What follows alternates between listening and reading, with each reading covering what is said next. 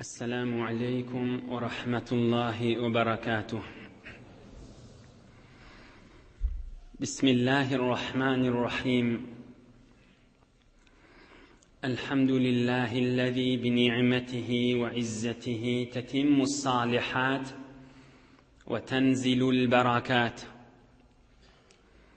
الحمد لله الذي هدانا لهذا وما كنا لنهتدي لولا أن هدانا الله، حمدا كثيرا طيبا مباركا فيه. الحمد لله عدد خلقه، الحمد لله رضا نفسه وزنة عرشه ومداد كلماته، الحمد لله كما ينبغي لجلال وجهه، الحمد لله كما ينبغي لعظيم سلطانه. اللهم صل وسلم وبارك على سيدنا سيد المرسلين، إمام المتقين، أمير الأنبياء، سلطان الأولياء، سندنا وشفيعنا ومولانا، قرة عيوننا، إمام المتقين، شفيع المذنبين، محمد النبي الأمي الأمين، وعلى آله وأصحابه وأنصاره وأتباعه أجمعين. لا أسألكم عليه أجرا، إن أجري إلا على رب العالمين.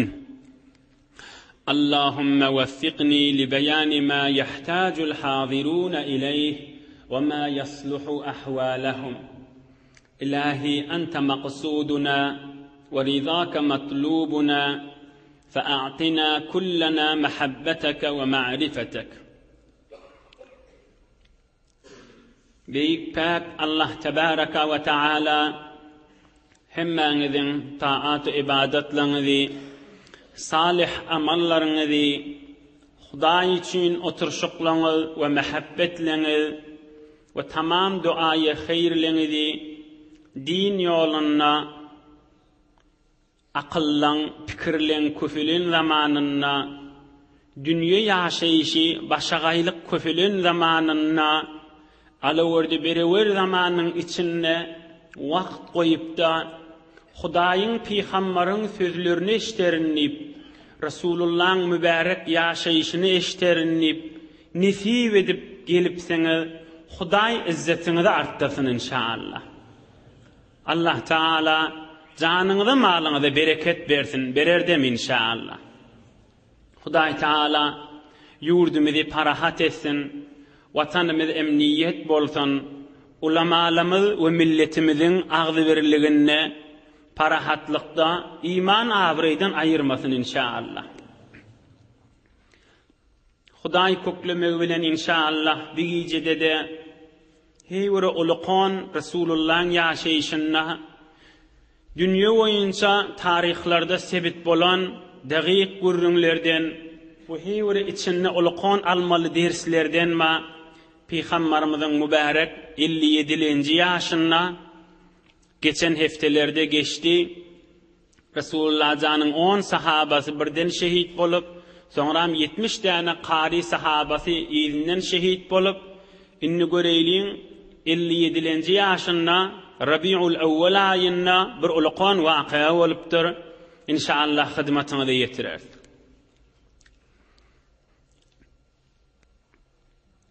İlli 6. yaşında Uhud urşu olupdu. Uhud urşunda da kan sahabalardan şehit bolupdu. Oham 10 izinden Uhud urşundan sonra Faciatur Raci' valli 10 sahaba şehit bolli. 10 izinden Faciat-ı Bi'r Ma'une valli 70 sahaba şehit bolli. Oham bir Resulullah canı heyver ağramlar düşüp geçen hafta geçti. Bir aylap dağı 5 vakt namazda dua kunud okuyup bunlara beddua edip hem sahabalarının yüreği caylaşar yali ve hem öz yüreği caylaşar yali. Oham inni Medine-i Münevvere'de koşan kaptallarına Yahud de otida. Şu mahalletlerinde Yahudiyle bilen Müslümanların arasında o da kamil geçti. Ehdname vadi bir-birini degmellel, bir-birinin hormatını saklamalılan. Şu yaşa geliyen çağda Peygamberimiz Medine-i Münevvere'ye geleni verdi. Yahudilerin korkusu vardı Müslümanları degmeden bireme iyin edip ederekti.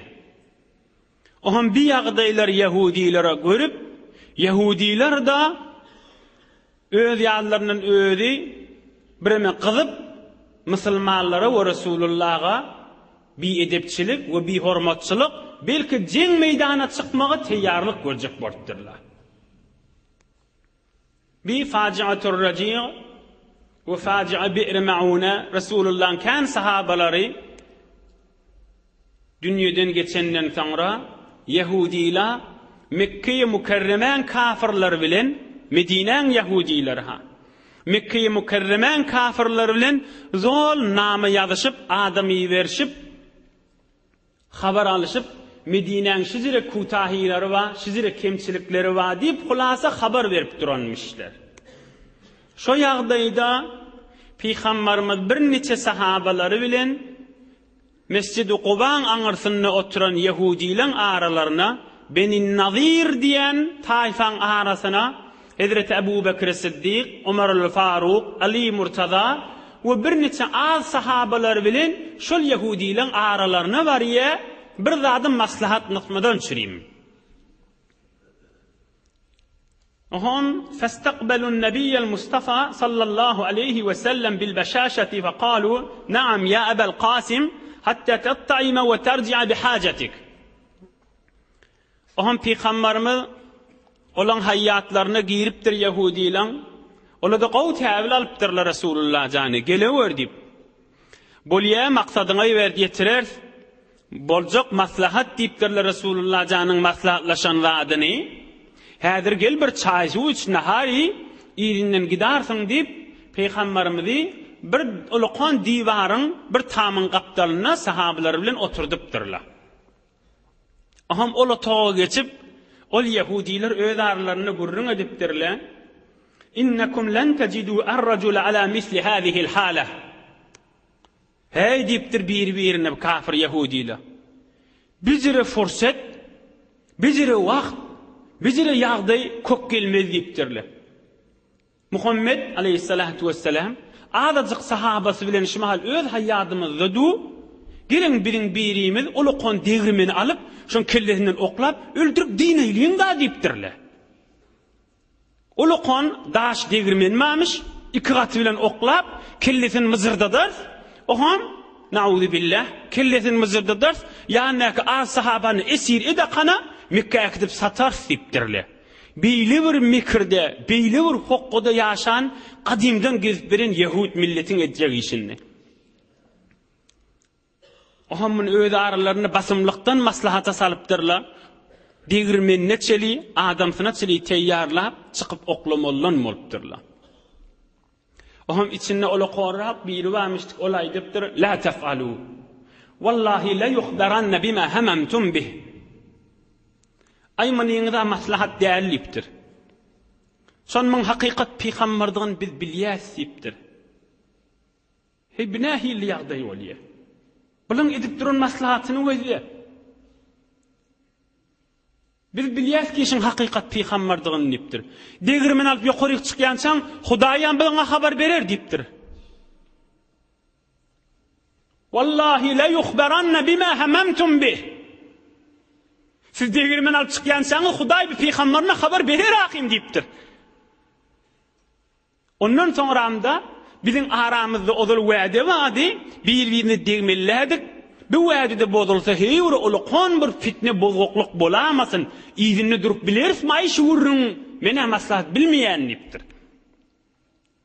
Oham bir Yahudiyin uluqallarının birinin maslahatını böyle reddetiptirler. Yok deyiptirler. Bir fırsat, bir yağdayı hemişe tafılmaz, biz öldürecek münleyip, içinde birini namagende edip, birini teyyarlap, sen gayrat edip, o da çemelent duqa. İzca'en nebiyyel Mustafa sallallahu aleyhi ve sellem, el-haberu mine's-sema, bima azamu aleyhi mineşşerri. Om Hazreti Cibrail ala nebiyina ve aleyhissalatu vesselam gelipdir. Ey Muhammed, bakımrak tur divarın kaptalından.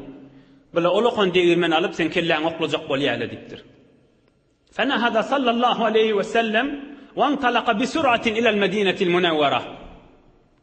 Sahabalarına zat dimani Resulullah can turakana keplemani, ey sahabalım gelin kaydında dimani şodur şuna turup Medine-i Münevvera'ya şin uğraptır. O hem sahabalar anta tanta olupturlar. Resulullah can bir de zat dimedi, zat aytmadı. Ne hemullu kadip bir güldüştürle hatta öğürlük gelar mı kadip? Hadir Yahudiyle de o hayatta ola çokta haberler yok Resulullah canın uğranından. O hem sahabalar da sonra onlar da turup Resulullah canın iyidine düşüp uğraptırlar.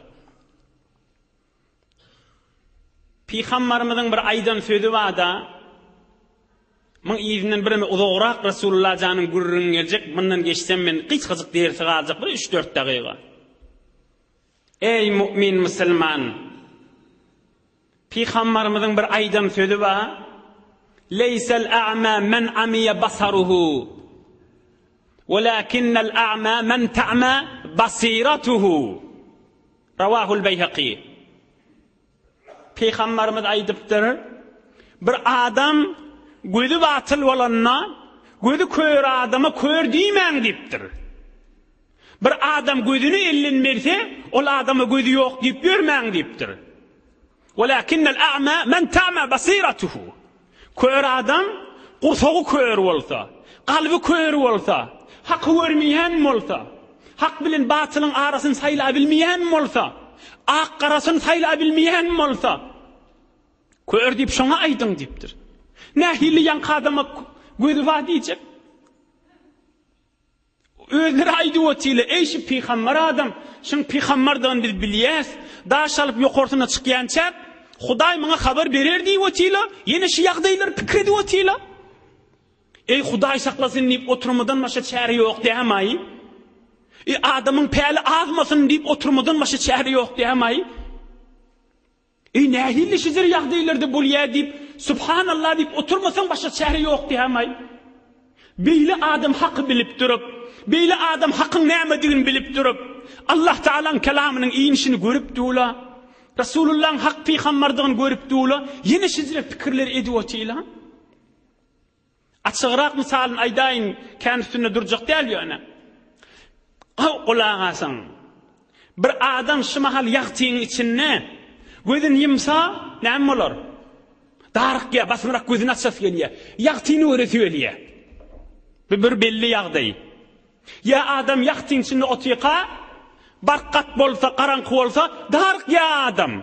Bir yana çıkası geliyor yaktağa kaşın. Bu bir hemmemiz bilyen yağdayımız. Bir adam gözü bağ olsa, imme kalbinin gözünün kör olsa, kalbinin gözü deşik olsa, şol adamda mıdam vurunup duranlar anlayıp bari. Hesadet bilen, bakilçılık bilen, fuzulçılık bilen, kepçilik bilen, ona azap vermek bilen, durup bilmez bir yerde. Ne deyip? Gözü kör. Kalbinin önüne perde düşüptür. Bir adam bir yerde oturup bilen ha. Bir adamın harabeşi yok. Bir adam nur tafanak. Nur ilahiden haberi yok. Gayr hazin mi? Yalan gurrunlarmışlar. Ne kadar bir direkt zat, adam kalbi kör olsa, adam gözü yaktığını vurmasa, vurun ya, yürüyün yarılıp var ya. Bir yerde oturasın gelmiyor. Huday etmesin bir nefer gözü açık adam, bir denne gözünü bir zat olup gözünü yımsa, gözünün yaşakı verse, yürüyün yarılıp var ya. Turup yortosu geliyor, anrik berik. Adamın kalbi de deşik olsa, tutuk olsa, kalbi de kör olsa, şöcürektür.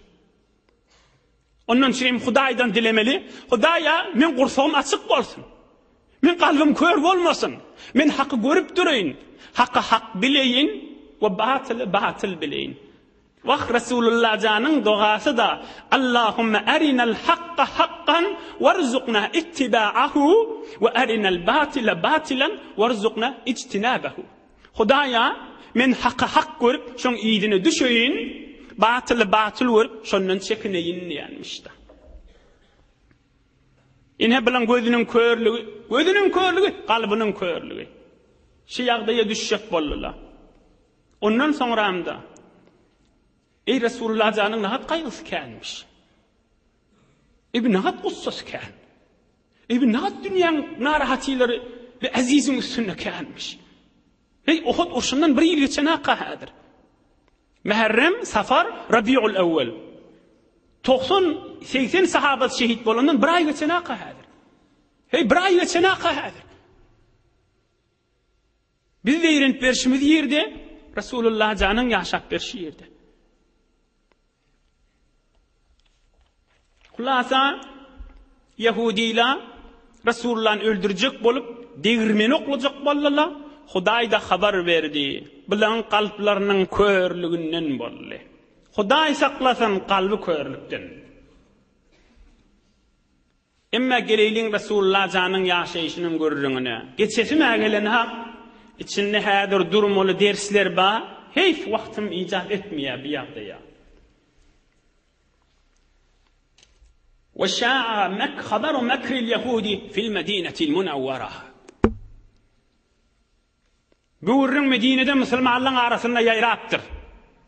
Yahudilerin biri digirmen alıp Muhammed Peygamber'in üstüne düşüp daha şoklap mıcırdatacakmıştık deyip Müslümanlı oturup bilmeyenler. Ya Resulullah bir yağdayı bir tehammül etip bilmez deyiptirler. Bu kadar sahabaların şehit bolandan sonra biri horulacak bolýaly. Resulullah'ın daşından aylanı verttirler. Oham Peygamberimiz aleyhissalatu vesselam Medineli bir cavan sahabasının biri Muhammed ibn Muslime diyen sahaba 38 yaşındaki cavan sahabasına bäri gelipdir. Bar diptir şol Beni Nazir taife Yahudileri ki Resulullah janyň üstüne degirmen oklajak boldylar. Şolaň üstüne bar diptir. Men Resulullah iyi verdi deyip bir haber yetir şolara deyipdir. Ani hurucu min biladi. Barda şolara ayt Muhammed Resulullah aydiye aleyhissalatu vesselam Medine-i Munawwarany terk edin, bitin hemmäňiz tebit bolmaly çykmaly deyipdir. Hiç wagtda şu Medine-i Munawwaraga gelmelerden deyipdir. Şon siz kän sizin halyňyzy mulahaza etdim. Kafir ýagdaýlaryňyz bilen Yahud boladura Resulullah düşmançylyk ededira sizi zat degmezdim deyipdir. Ayt şolara deyipdir. 10 güllep fursat berýän. 10 günden soňram haýsy biriňiz görsem zarapty unuqahu sür defesinden boynuny kesip kelesini ýoklaryny aýdaga şolara deyipdir. Elame jeng etjek deyip ayt deyipdir şolara. Oham Hazreti Muhammed ibn Muslime Resulullah janyň 38 ýaşyndaky daýaw sahabasy barıpdyr Beni Nazir taýfasyna barıpda habar beripdir.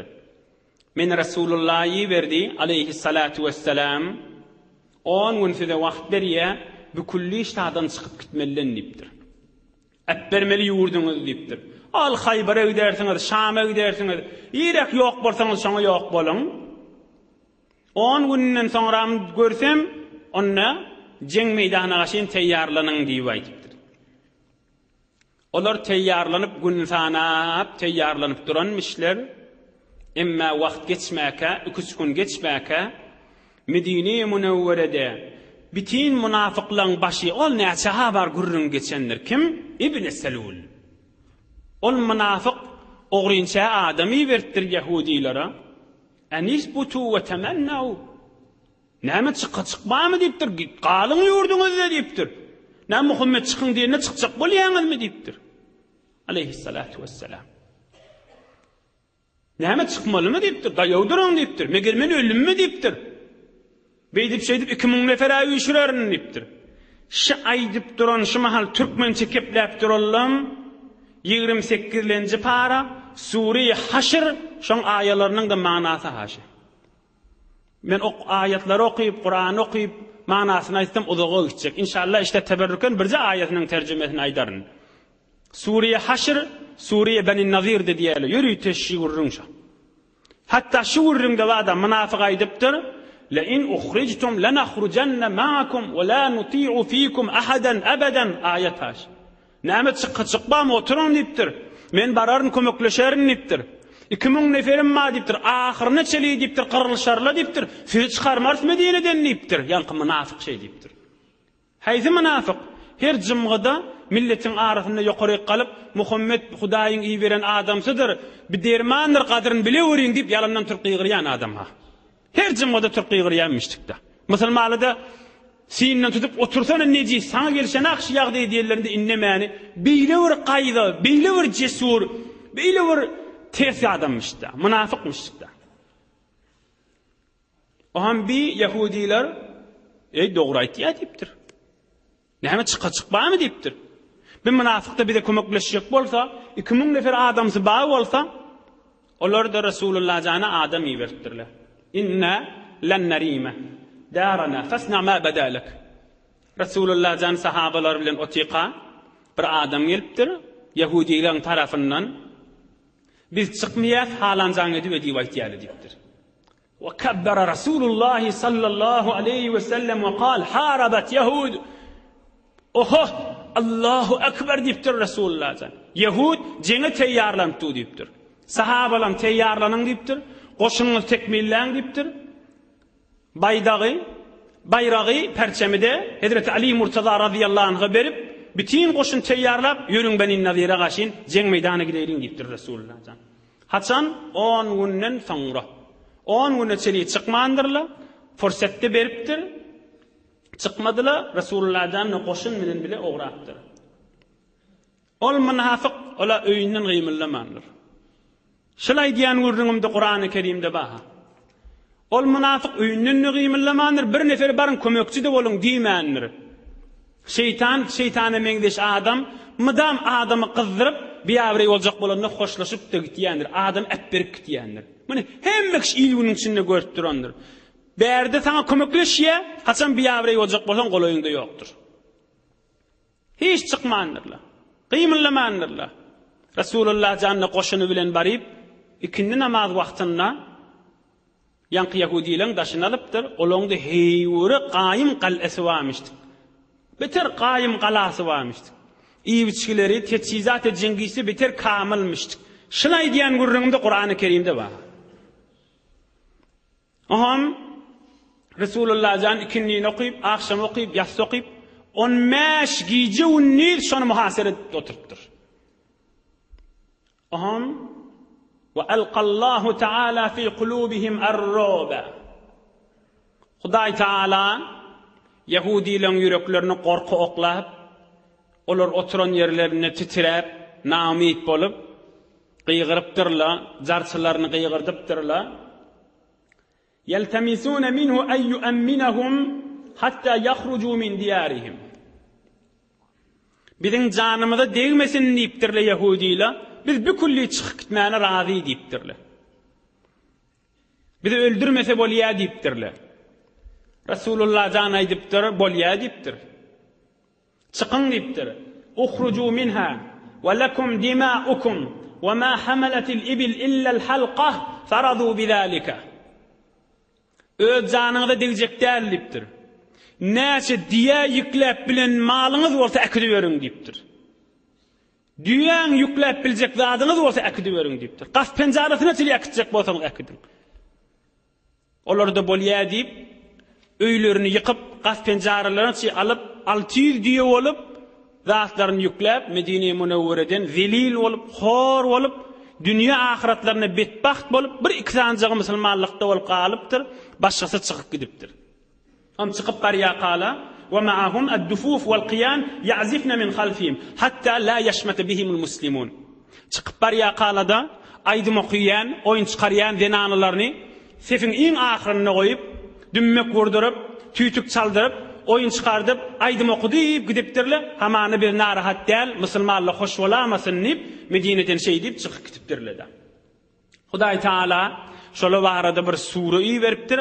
Al huvallahu'llezî la ilahe illahu alimul gaybi veş-şehâde huver-rahmanur rahim huvallahu'llezî la ilahe illahu. Hemmemiz bilýän ayetlerimiz we mübarek aýalar. Şu aýalada şu sureň ahyry. Men fakat terjümesini aýdyn, emma terjümesiniň özü şudur şu dersde. Tefsirini inşallah soňram Hudaý Taala Qur'an-ı Kerim'in tefsirini aýdyp barýaka koklaryny aýdar inşallah.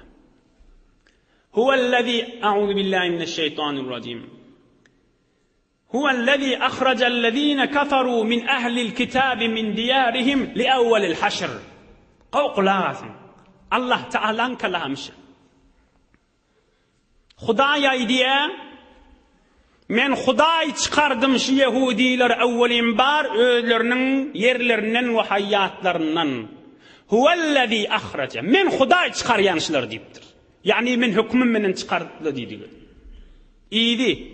Ma zanantum ay yahrucu. Hey musulmanlar diýe Hudaý Taala. Siz pikriňizde şu wadi Yahudiler hiç wagt çıkmar ýurdundan diýip. Ma zanantum ay yahrucu. Güman etmeýädiňiz Yahudiler da çıkar diýip. Näme diýip? Hewre qal'lar qaýym, teçhizatlar kamil, bile da gider diýmeýädiňiz. İdi. Wa zannu annahum mani'atuhum husunuhum min Allah. Yahudiler da bizim qal'amyz hewre qaýymdyr. Bize hiç da derer etip bilmez diýip, olar da mutakabbir bolup oturdurlar diýipdir. İdi. Fa atahumullahu min haythu lam yahtasibu. Hudaý Taala bir Yahudileň pikretmeýän ýerinden, ýadyny oýuny ýok ýerlerden bulara afet iýberdi, gursaklaryny gorkup titremek iýberdi. Yuhribuna buyutahum bi aydihim. Bular mutakabbir bolansaň, qalalaryna dayanansaň, Hudaý bir zat etdi, bular öz elleri bilen öýlerini dargatdylar diýipdir. Hudi Kur'an haş. Yuhribuna buyutahum bi aydihim. Öz elleri bilen öz öýlerini döwüpdirler, ýykypdyrlar. Näme diýip? Hamana gaf penjarasyny aljak diýip qalalaryny dargatypdyrlar. Ýalnızca şoňa tekabbürlenip durdylar, biziň öýümüz olakan, biziň galamyz olakan, biziň diwarymyz olakan diýip. Hudaý bulara bir afeti berdi. Öz elleri bilen öz öýlerini ýykdylar da. Ahir aýa näme? Fa'tabiru ya ulil absar. Hudaý aýtdy. Ey akıllı insanlar, ders alın bulardan diye. Fakat tercümesini aytdım, koyacaktım, tefsirini aytacak değil. Fa'tabiru, ders alın ya ulil absar. Ey savatlı, akıllı, huşli, ders al bulardan diye Hudaý Taala. Bütün alim cihana ediptir. Müslüman kafir ediptir. Her kimden aklım ma diyen mutasından ders alsın deyiptir Hudaý Taala. Näme deyip? Ondan bundan ders almak akıllı adamın işidir. Bir neçe derslerini alaýdyňyny. Yahud özüniň gudratyna dayandy, özüniň malyna dayandy, özüniň öýüne dayandy, özüniň galasyna dayandy. Hudaý näme etdi? Bulara bir zat etdi, öz öýleri, öz elleri bilen döwsürler. Çeraq irake izet ber furuzet, haramke pof konat rişeş besuzet. Hudaýyň ýakyp goýan çyrasyny söndürjek adam, Hudaýyň ýakyp goýan dinini söndürjek adam, onu üflese öz gözgaşy ýanar, başladak bolup ýörmer. Öz saqqal saçy ýanyp galar. Çeraq irake izet ber furuzet, haramke pof konat rişeş besuzet. Çeragyny ki hak ýandyrdy goýdy, ani kim püftüydü, saqqaly köýdi diýe sofallar ýaryşan. Hudaýyň ýakyp goýan çyrasyny, Hudaýyň ýakyp goýan nuruny söndürjek adam öýdi darga, öýdi delil bolar. Rasulullah'ı öldürjek diýip bigat hok etdiler, özleriniň gudratyna dayanıp. Bular näme boldy? İnsan her haçan özüniň gudratyna dayansa gaçyhor bolar. Nähille adam gudratyna dayansyn? İnsan hiç sada yaraw ýok ki, açlyga, susuzlyga, gyzygyna, sowga, tüssäge, tozana, yele, gäde, barga, haýsy bir zada jydap bilýärdim. Hiç zada. Görünmeýän mikrobuny öňüdürip bilenak. Siňiň aýagygyň näki görünmeýän duran mikrobuny öňüdürip bilenak adam. Näjire qal'an içinde ýaşap be? Näjire tamam öýdi, meňe hiç meritçilik gelmer diýip tamam bektaşdyr aýet edýärdi. Onu da vurur, yadın ne oyundan yok yerden Hudaý Taala mikrobi verip, onu tutakını güve verdin ha. Aya ders almalılar Hudaý ayıptır, ders alınmışlardan deyipdir. Ondan çirim Resulullah can, biz musulmanlara bir dua öwredipdir. Ey musulmanlar, kan aydın şu duany. O da näme? La havla ve la kuvvete illa billah. La havla ve la kuvvete illa billah. Bir adam awadan malsa, ya bir adam maly kan bolsa, ya bir adamyň tahsilaty ýokarda bolsa, men aýtmalar diýen gurrun ýokka. Baytamın kan aytmaly. Tekebbürlenmerýäli. Eger yeriniň ýüzüge eýleseň ders, tekebbür bolgul Huda ters. Eger yeriniň ýüzüge eýleseň ders, tekebbür bolgul Huda ters. En heýwer alymly, heýwer bilimli, kan adamlara derse öwretýän diýsende Huda ters bol, mutekebbir bolma diýipdir. La hawla we la quwwa illa billah. Yani nat manasy odan. Hudaýa sen kömek bermeseň men hal kuwatym ýok diýdi. Ine ýankydan ders almaly zat. Olar Hudaýa ýatdan çykaryp öýleriniň zadyna dayanny delil bolup gitdiler. Emma musulman adam la hawla we la quwwata illa billah. La hawla Hudaýa halim ýok. Ola kuvvete yarawum yok illa billah meger Allah'ın kömegi bilen. Hudaýa maňa kömek berdi oturmaly. Fa innaha kanzun min kunuzil cenneh. Resulullah jan aýtdyr. Şilla hawla we la kuvvete illa billah. Ey min manasyny gör. Hudaýa sen kömek bermeseň men zada yaramak diýdi.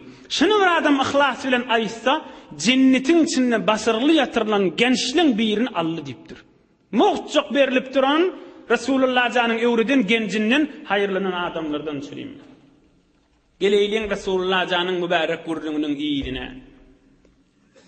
Yahudiler Resulullah jany öldürjek bolup, degirmen aljak boldylar. Degirmen alyp Resulullahyň üstüne oklajak boldylar. Ola hit boldylar. Resulullah janyny bulary çykarmaly etdi. Hudaý hökmetdi çykarmaly diýip öz elleri bilen öz öýlerini dargatyp gitdiler. Tekebbürliklarynyň beraberine zilil bolup gitdiler. Oham Resulullah jan Sabit ibn Qays diýen sahabasyny çagyrypdyr. 15 dagyga o wagtymyz bar, o kulak asy. Ay bir ulukon ders bar bu gurrun içinde. Ay bir ulukon bitin taryhy beşeriýetde bolmadyk ýagdaý bar. Kafir musulman göz gulugyny açyp kulak asyp oturmaly ýagdaý bar mıň içinde. Ahun molla sofi işan çofan hele ýerket içinde ders almaly gurrunma. Dogon-dogonyň arasynda gurrunma. Ýaşly ýaşkyçyň arasynda gurrunma. İnsanlygyň içinde heýwer beter Hudaýa ýaqyn merde adamlar geçenliginiň gurrunmy bar mıň içinde. İnsan behmin men nowumda, men jinsimda biz eşekden fark etýänmişdigimiz, biz itten fark etýänmişdigimiz, biz sygyrdan fark etýänmişdigimiz. İnsan fakat şehvet we fakat iýip içmek diýelmişdik. İnsan ferişteler ýanyk bolýanmışdigim diýip ders almaly gurrunlar başy aýdyljak gurrunlar. Oda näme? Ey insan! Resulullah jan aýdypdyr. Sabit ibn Qays diýen heýwer jarçy sahabasyna keplerini kat kepleyen sahabası varmıştık. Sesinin öyle katı çıkyanmıştık. Sabit gelverik deyiptir. Ud'uli kavmeke bar deyiptir. Bütün tayfanı uyuşur musulmanlar deyiptir. Medine'nin musulmanlarına. Oham Sabit aydiptir radiyallahu anh. Ya Resulallah el-Hazraç. Fakat şu bir tayfanı uyuşurayım mı deyiptir. Resulullah can aydiptir. El-Ensara kullaha. Medine'de Müslüman bolsa uyuşur deyipdir. Medineli Müslümanları uyuşur deyipdir. El-Ensara kullaha. Tamam Medineli Müslüman bolsa çağırýanymy deyipdir. Müňden Ensarlar, Medineçi Müslümanlar Resulullah janyň ýanyna uyuşupdyrlar. Fahamida Resulullah sallallahu aleyhi ve sellem Allah Teala ve asna bima huwa ahluhu. Resulullah jan ýokary galyp hutba okyp, Hudaýa hamd edip, Allah Taalany awadan suratyny öwüp, setaýeş edip, sepas aýdyp, Hudaýa şükür edip bir hutba okypdyr. Thumma zakara al-ansara ve ma sana'u bil muhajirin. Oham tamam sahabalarynyň arasynda Medineli sahabalarından teşekkür etipdir.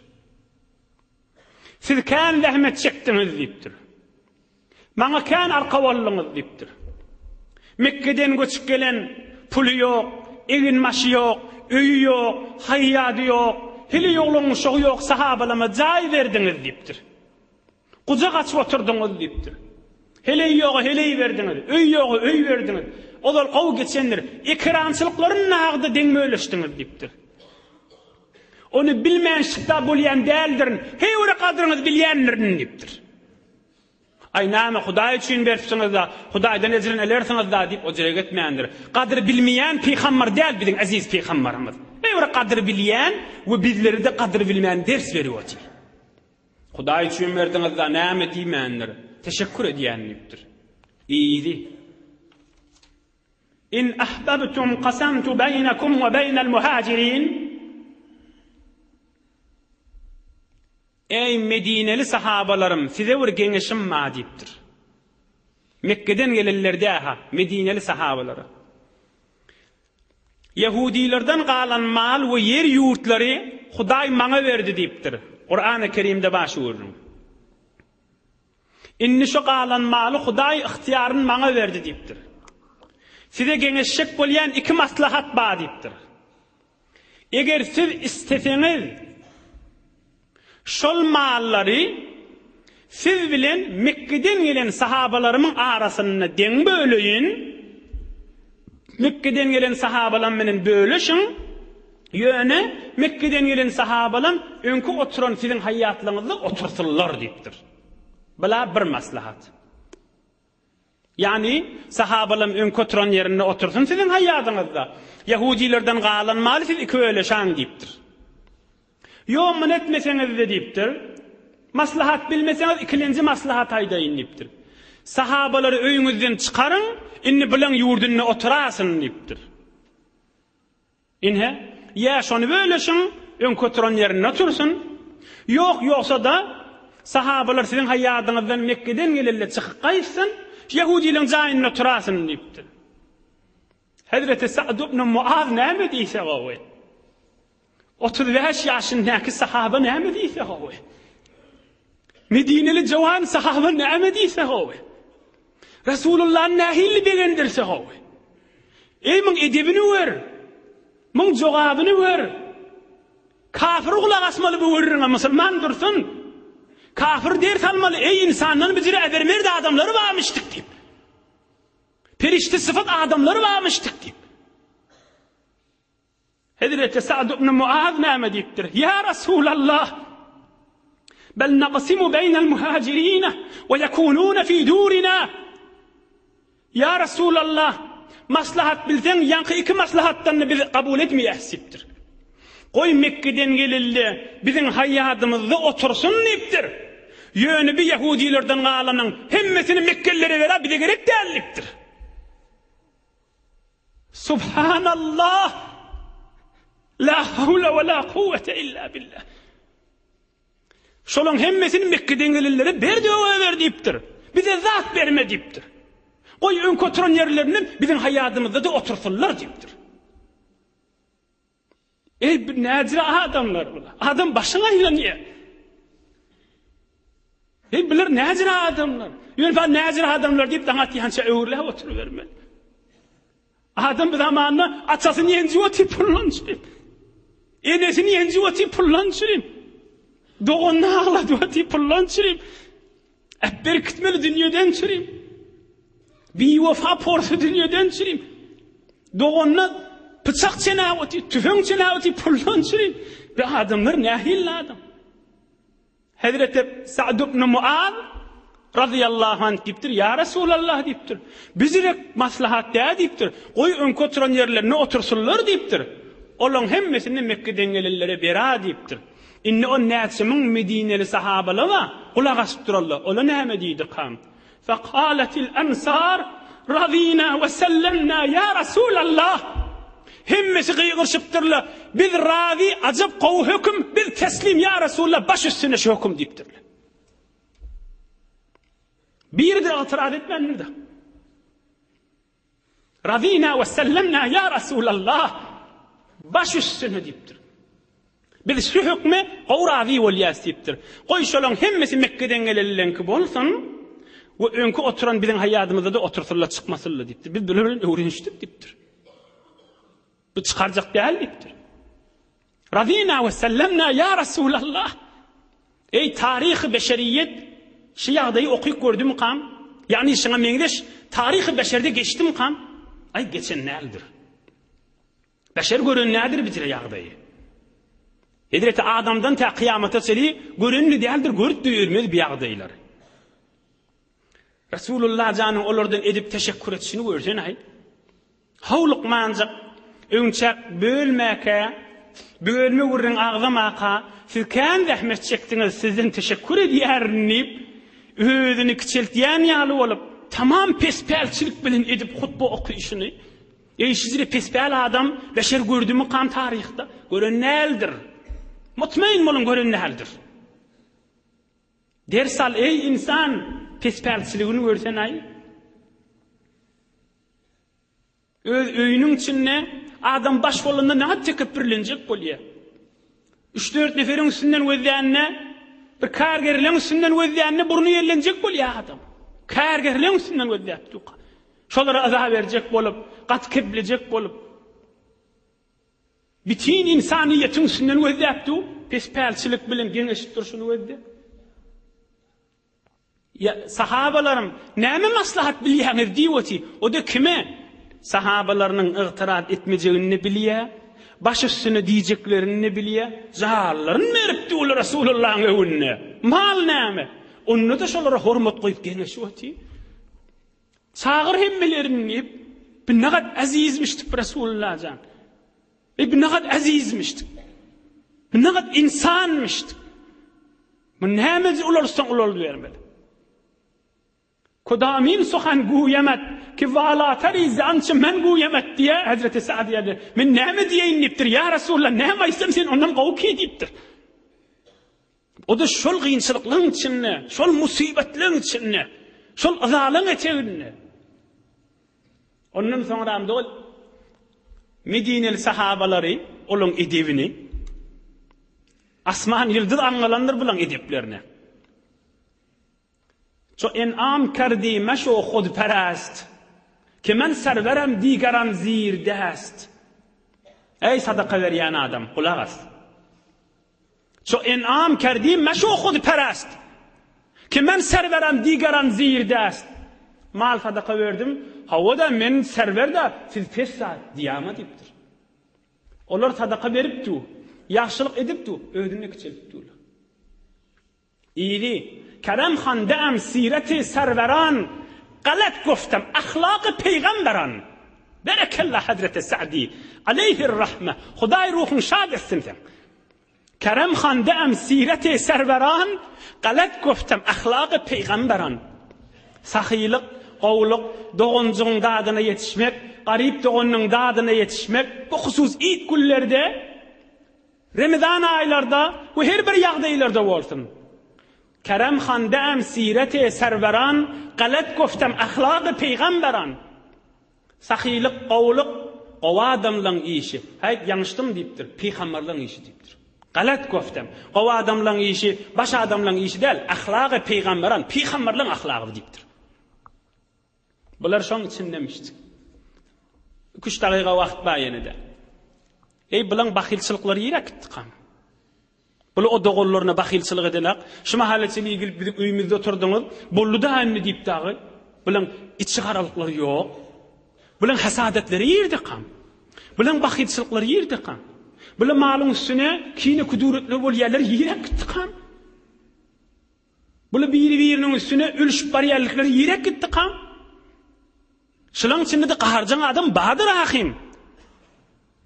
Şimdi münglerçe neferin sahabaların içinde olur öz vücudunda qaharjan adam bar. Hazreti Ömer qaharjan adammıştık. Yani Mekkeli. Hazreti Ömer yanık Medinelilerin içinde de qaharjan adamlar badır ahim. Bolmadı ki bir deyip turmalı ki şulan içinde biri turana. Tursa da Resulullah can lep kulağası bolya diyeceğini biliyotiyle. Näme Resulullah'ın ödü gene şu eti bilara. Bulan hemmesi akıp erip batan adamlar diğer ahim. Huday näme diye akıp erip batan adam ruhama'u beynehum musulmanlaryň arasynda. Eşidda'u alal kuffar emma kafire gede qarsa daýaw bolar diýipdir. Emma bir adamyň kalbynda musulman bolsa, iman bolsa ruhama'u beynehum olar eri wagt bolar diýipdir. Hud Allah Taala Resulullah'ın sahabalaryny şey diýip tawsif etýärdi. وَالَّذ۪ينَ مَعَهُ اَشِدَّاءُ عَلَى الْكُفَّارِ رُحَمَاءُ بَيْنَهُمْ. Muhammed Peygamber'in yanına sahabaları var, kafirlerin yanına heyvur dayı, öz aralarında eri vakit dolu deyip durdu. Bulan hasadetleri de yok, fırsatın da kadrini bilip, Resulullah'ını beğendirip, ruhlar şahat bulup, dünyadan geçip cennete girip, yıkılyanmıştıkla cennete düşüyenmiştikle. Cahillar çıkıp ölün boyun cennete düşüyenmiştikle. Gönenen insanlarmıştıkla. Belki bunlar bir zamanlarda biz mümin Müslümanlara ders olup, kursoklamız ve öylemiz nuri imandan dolu olsun inşallah. Huday Teala merizlerimde de şefa versin. Huday Teala kursoklayakı dertlimide de şefa versin. Huday Teala doğun karınlaşın arasında, iyilgünün arasında, ağzı verirlik, mehabbetten ayırmasın inşallah. Huday Teala parahatçılık, emniyetçilikten ayırmasın. Ulamalarımız ve milletimizin ağzı verirliğine, kan hacıyden doğullamızda bak, ola da ihlastan çıkmani, Huday için olup, birine qavluğa kömekleştirip, ruhaniyelin diyeninden çıkmani, edip bilce olup, kabul hazbilin, salimin, ganimin, mustafidin olup evrilsinler inşallah. Bir alhamd kul huvallah Suriye Felaq Nas hoş okuyayım. Ütüllemizin de ruhun hoş edeyim. İlgun daşta yakinnak doğancıklarımızda vatanımızda da dua eder. Hudaydan heyre umidi vardır. Kabuldur inşallah dualar. Okuyuverelim.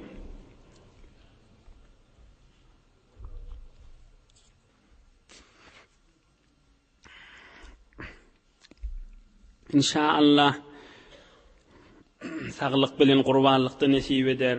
Soruqlarınız bolsa inşallah ustadla ikindi ben akşam aralarına ertilerde onun mürün döwreginde daqiq cevaplar berip duran ustadla ulamalar guşin maşinine oturanlarla huzuri gelseniz de telefon bilen ne bolsa qurbanlıkta da inşallah biri barıp mehabbet bilen ağzı birlik bilen garip qasar gözlemeklik bilen inşallah evde keyfte tatil eder.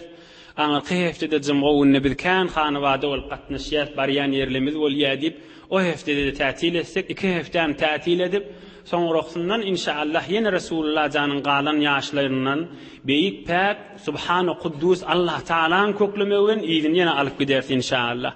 Dağdağun ilahi amin rahmani. Marizlamız vadiptir. O tefsire dayavdurup geliyen acağılın mirde meriz yağdaydı. Huday şefa versin. Huday asan etsin. Başka da marizlamız var. Daşta yakinle dua edmeliyiptirle. İlahi amin. Sağlık bolsun, ağzı birlik bolsun, ittihat bolsun, emniyet bolsun. Daşta yakinle işlep beren, gezip beren, hemmelerine Huday yar olup, olca bilen mallarına geleversin de öylerine. İlahi amin. Kabuller inşallah duala.